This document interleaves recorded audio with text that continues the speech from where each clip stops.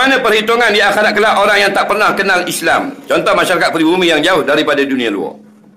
Kalau ada orang yang tak sampai risalah kenabian, tak sampai pada tentang kebenaran agama, maka itu dipanggil umat fatrah. Nah, jadi akhirat macam mana? Akhirat kita tengok. Kita kan belajar sifat Allah. Allah Maha Zalim kan Maha Adil. Maha Adil. Dah dapat jawapan dia. Allah takkan azab orang yang dia tidak sampaikan pada nabi, pada pendakwah dan sebagainya. Nah, fa'amruhu ila Allah. Serahkan pekerjaan ini kepada Allah. Allah ni apa? Allah Maha Adil. Faham?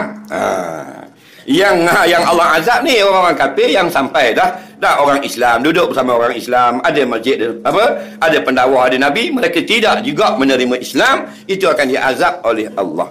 Jadi umat fitrah ini atau umat fatrah, adakah masih wujud sekarang kita 2019? Wallahu a'lam. Kalau adalah, itulah jawapannya. Nah, soalan seterusnya.